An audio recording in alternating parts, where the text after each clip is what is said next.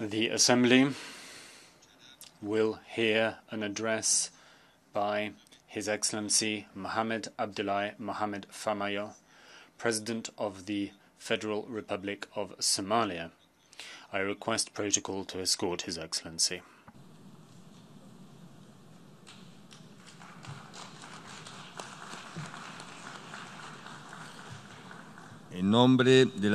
On behalf of the General Assembly, I have the honor to welcome to the United Nations His Excellency Mohammed Abdullahi Mohammed Farmaajo, President of the Federal Republic of Somalia, and to invite him to address the Assembly.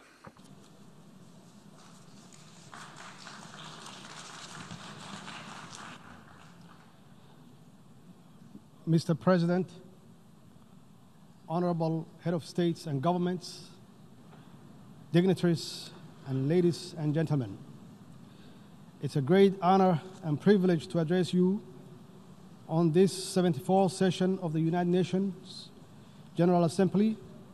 It's indeed my sincere belief that the General Assembly is vital in galvanizing multilateral efforts and actions for poverty eradication, quality education, climate action, and promoting inclusivity in all its forms to advance our global agenda for people-centered development, for common progress and prosperity.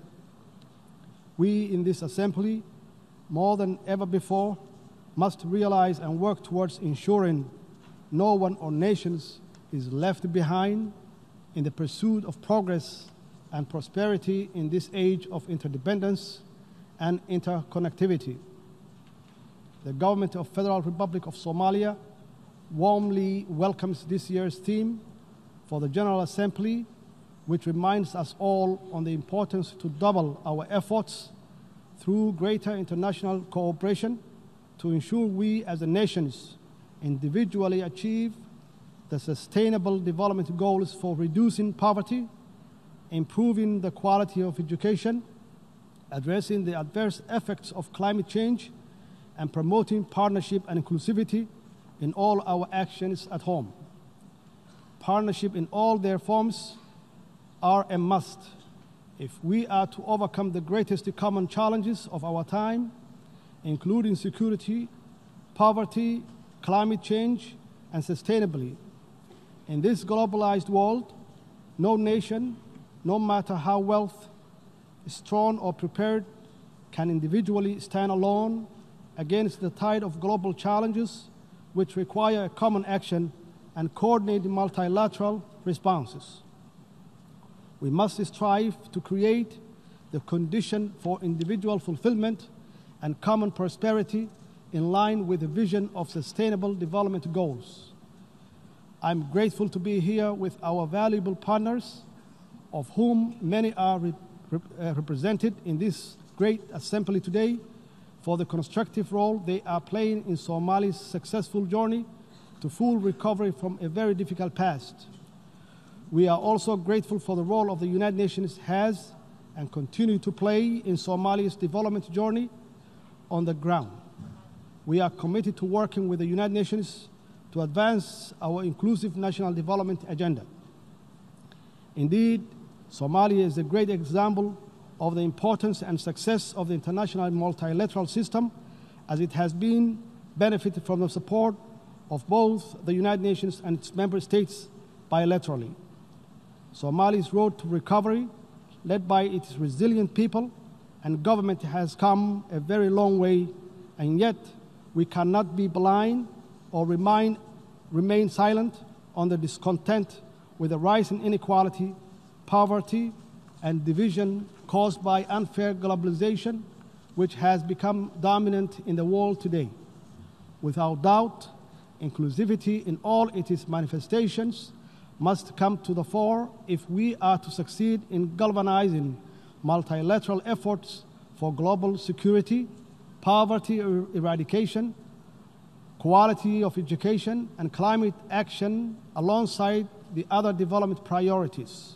Mr. President, Somalia is also playing a key role in the Horn of Africa's socio-economic development and we are confident that the cooperation between the Horn of African countries will enhance economic development, political stability, social, cultural connectivity, and most importantly, security cooperation among the countries in the region.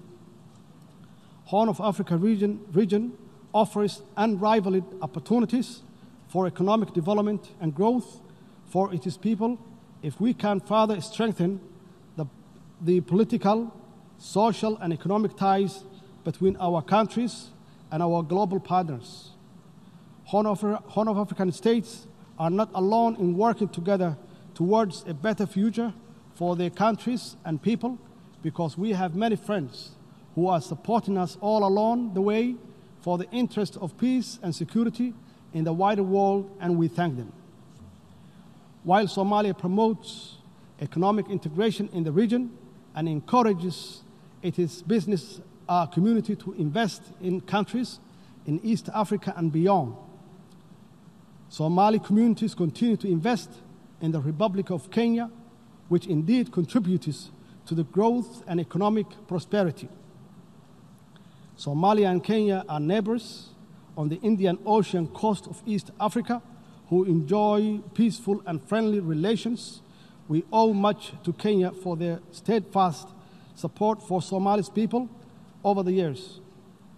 While our overall relations are excellent, our maritime boundaries has never been delimited and is the subject of disagreement between our two sister states. Bilateral negotiations did not achieve an agreement in the past. In order to obtain peaceful and equitable settlement in 2014 and in conformity with international law, Somalia instituted proceedings before the International Court of Justice, the highest legal authority of the United Nations. We are very pleased that the court found that it had jurisdiction to resolve the dispute and that it scheduled final hearing on the merit of the case for the first week of November this year.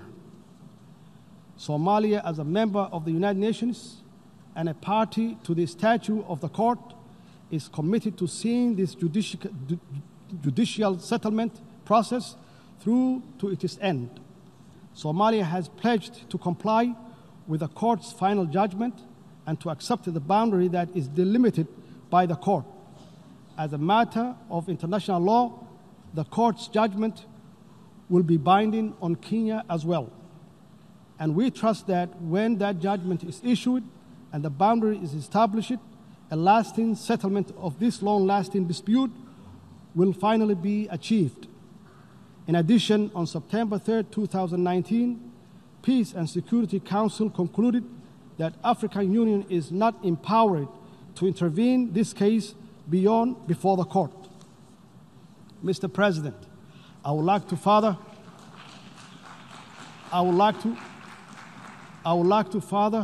to report that at the margin of the 74th United Nations General Assembly in New York, and exactly on Tuesday night, September 24, 2019, President Al-Sisi of Egypt, who is also the current chairman of the African Union, convened and chaired a meeting between me and the President Uhuru of Kenya, the meeting which was very fruitful.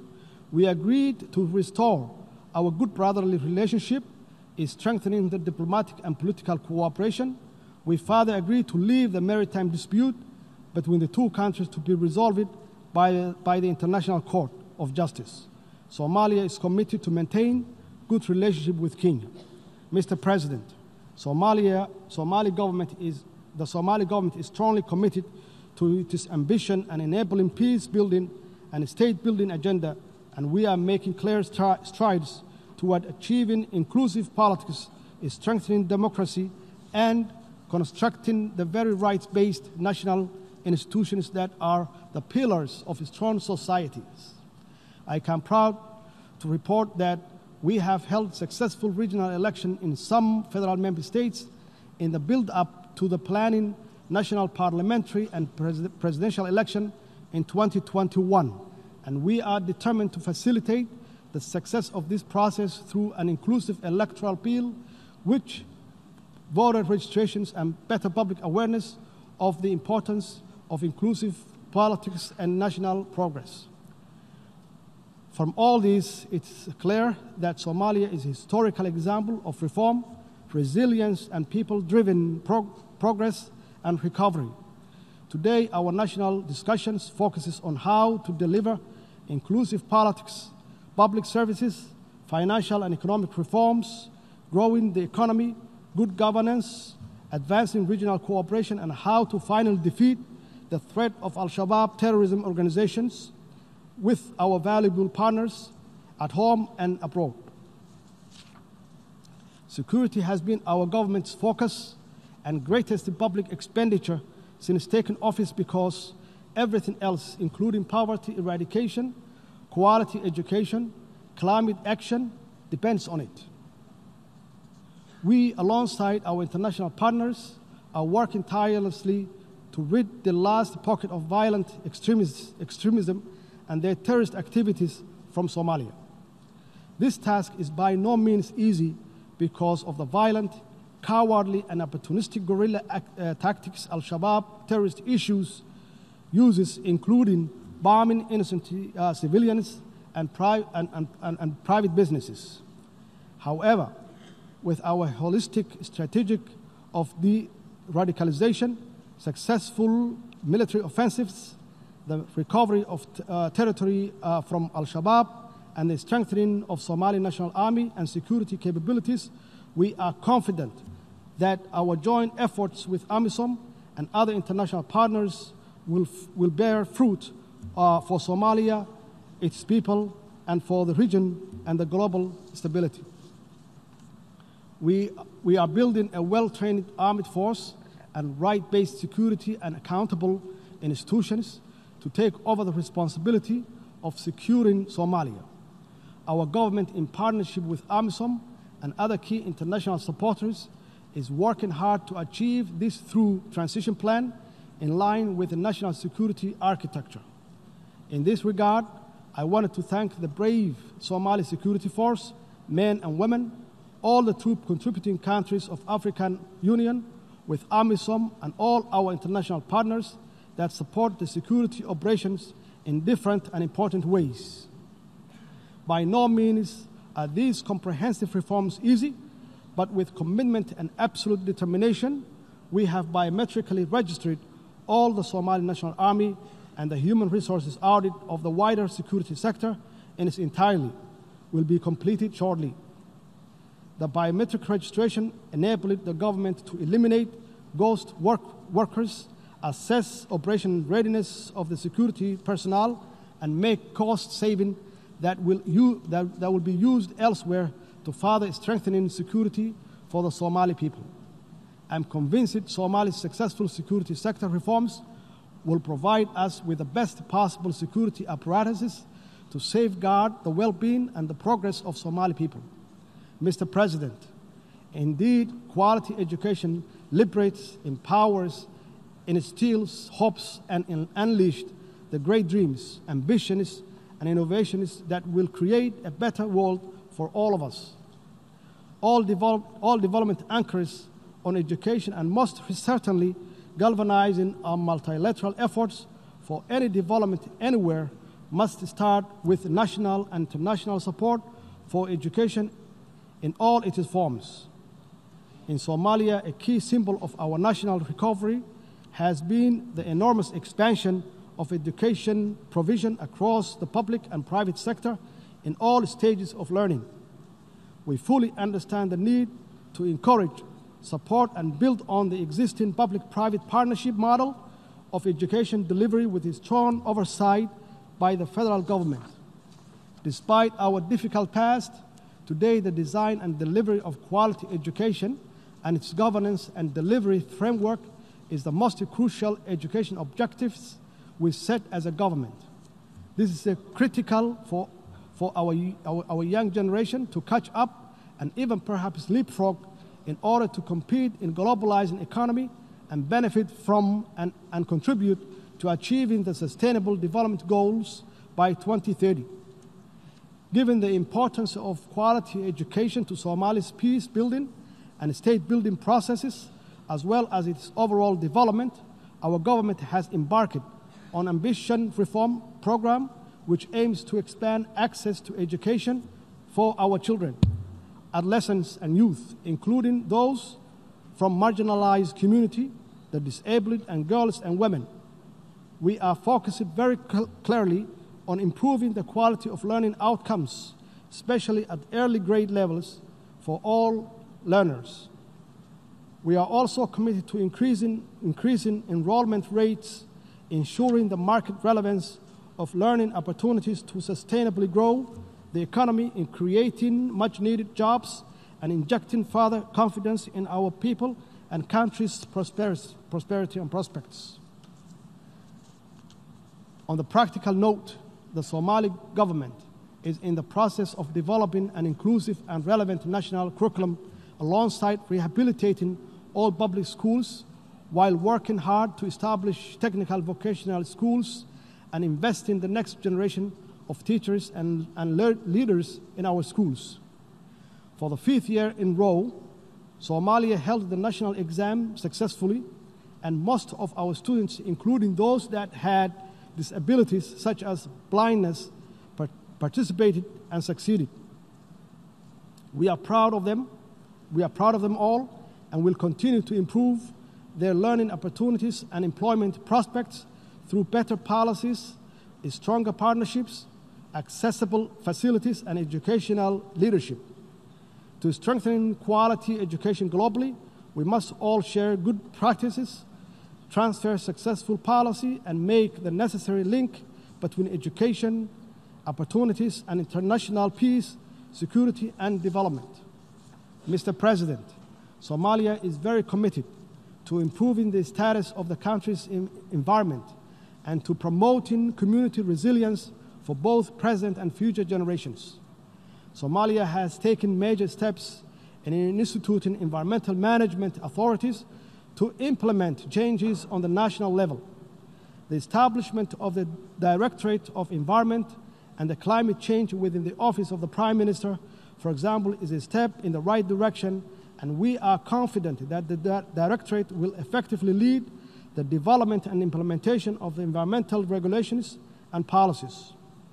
This is evidence of our commitment to climate actions for a better, cleaner, and inclusive, prosperous environment. Indeed, climate change threatens to increase the frequency and severity of environmental impacts, and Somalia and the country with a long-standing coastline in continental Africa is already experiencing the effects of rising sea levels and rising average temperature that's exacerbated by the effects of degraded land and deforestation.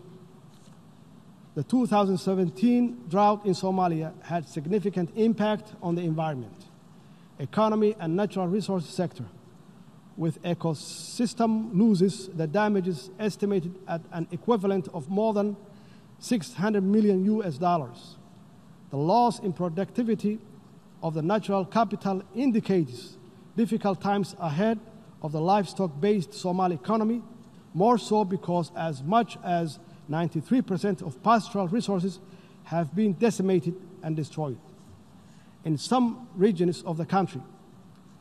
This has directly and indirectly affected the livelihood of the 6.2 million persons, about 60% of population, who depend on the pastoralism.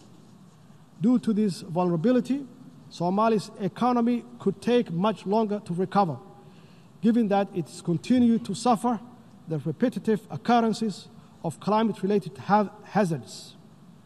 The drivers of vulnerability and fragility in Somalia are complex and therefore requires comprehensive and long-term solutions for integrating sustainable natural resource management and a global environment agenda in Somalia's recovery and national development plan.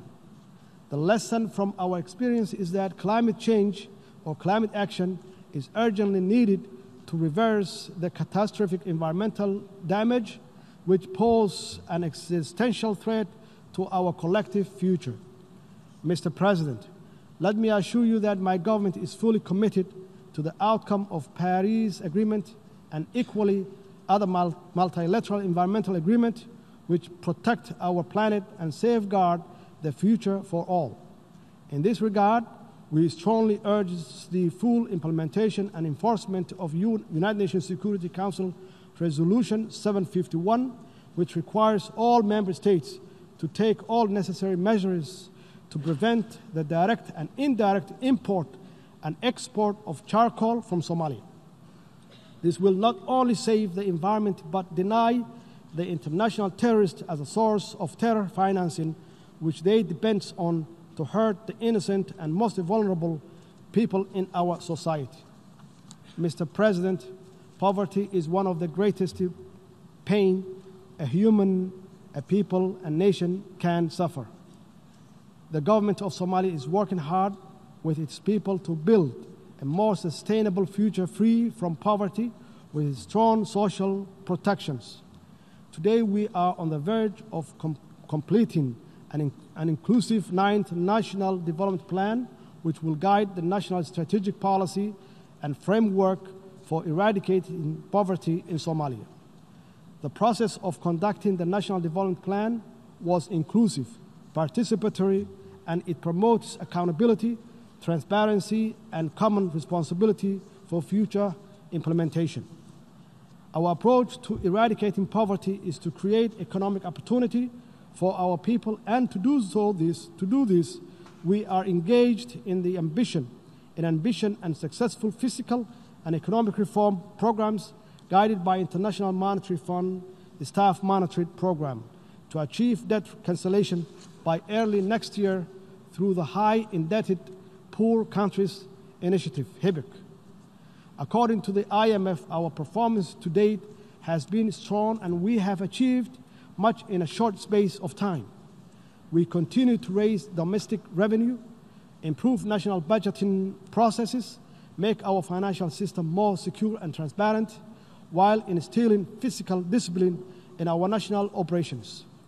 We are working closely, both bilaterally and multilaterally, with all our key partners and stakeholders, including the Somali people and the international financial institutions, to secure debt cancellation for Somalia.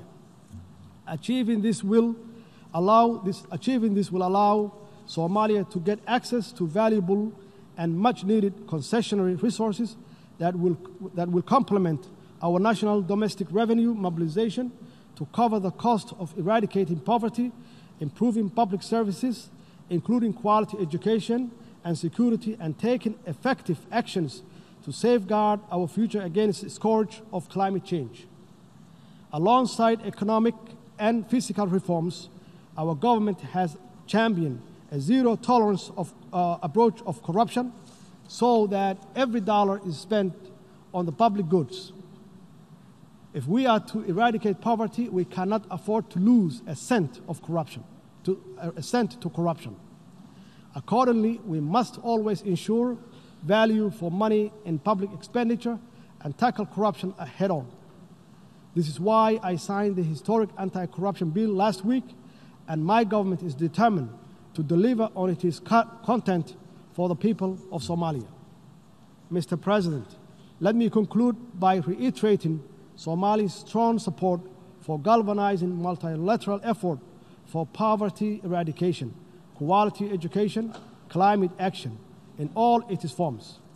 In this globalized age of uncertainty, common threats and opportunities, we must all be in this together to achieve common progress and inclusive prosperity. Our global journey to sustainable development may be long, but every step we take together will be rewarded with a stronger society, a more equitable and connected world, and a community of nations is strengthening and empowering through this collaboration. I thank you, Mr. President, and I thank you all in this assembly.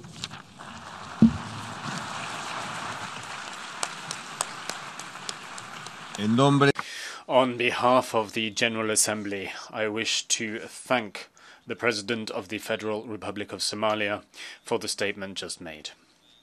May I request representatives to remain seated while we greet the head of state.